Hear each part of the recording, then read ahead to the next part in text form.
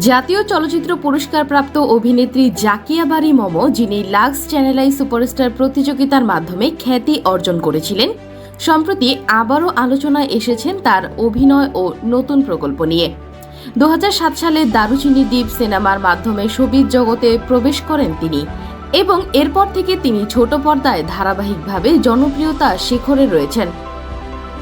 অভিনয় ছাড়াও মমকে সামাজিক বিভিন্ন আন্দোলন ও সেবামূলক কাজে প্রায় দেখা যায়। বিশেষ করে বৈষম্য বিরোধী ছাত্র আন্দোলন ও সাম্প্রতিক বন্যা পরিস্থিতিতে তার সক্রিয় অংশগ্রহণ উল্লেখযোগ্য।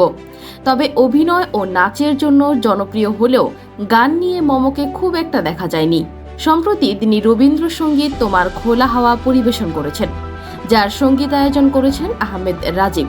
এটি মমর ভক্তদের জন্য একটি নতুন চমক হিসেবেই এসেছে, কারণ তিনি সাধারণত অভিনয় জগতেই বেশি সক্রিয়। নতুন খবর হল মম বিরতির পর আবারও অভিনয়ে ফিরছেন এবং এবার তিনি যুক্ত হয়েছেন নতুন ধারাবাহিক নাটক রিমান্ডে। নাটকটিতে মমকে দেখা যাবে ডিবি পুলিশের ভূমিকায়।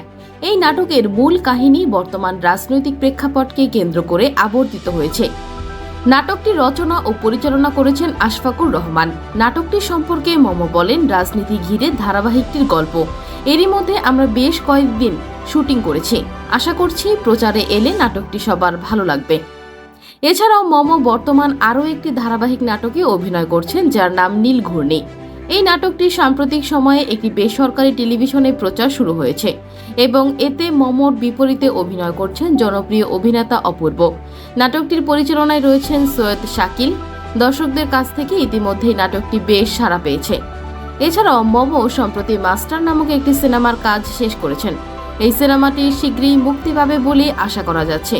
মমর এই নানামুখী কার্যকলাপ তার ভক্তদের জন্য এক নতুন উদ্দীপনা তৈরি করেছে এবং তার ক্যারিয়ারে একটি নতুন অধ্যায়ের সূচনা করেছে। অভিনয়ের পাশাপাশি সামাজিক ও সাংস্কৃতিক কর্মকাণ্ডে যুক্ত থাকার কারণে মম আজও ভক্তদের মনে আলাদা স্থান ধরে রেখেছেন। তার নতুন প্রকল্পগুলো ভক্তদের মাঝে উত্তেজনা তৈরি করেছে এবং সবাই অপেক্ষা করছে তার নতুন নাটক ও সিনেমার জন্য।